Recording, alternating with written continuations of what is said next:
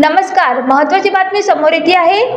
अमरावती यवतमाळ महामार्गावरील शिंगणापूर फाट्यावरून एका ऑटोत गांजाची तस्करी होत असल्याची माहिती मिळताच ग्रामीण गुन्हे शाखेच्या पथकाने सापळा रचला। पोलिसांनी तात्काळ मंगरुळ चव्हाण टी पॉइंट जवळ प्रवासी ऑटो ताब्यात घेतला।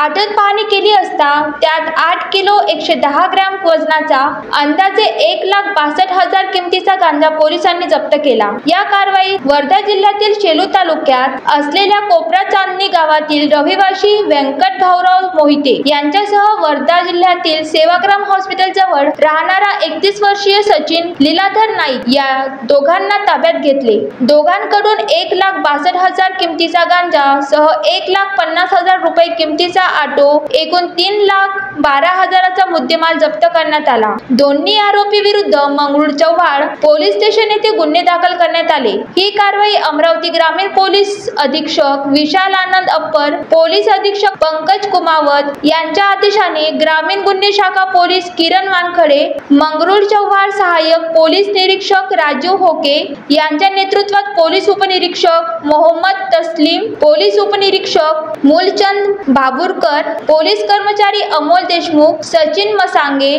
मंगेश लकडे, दिनेश कानोजिया, मनोज सावरकर, जितेश राठोड, उमेश धनगर, प्रशित वानखडे यांनी केली। Vidarbha city news Amravati.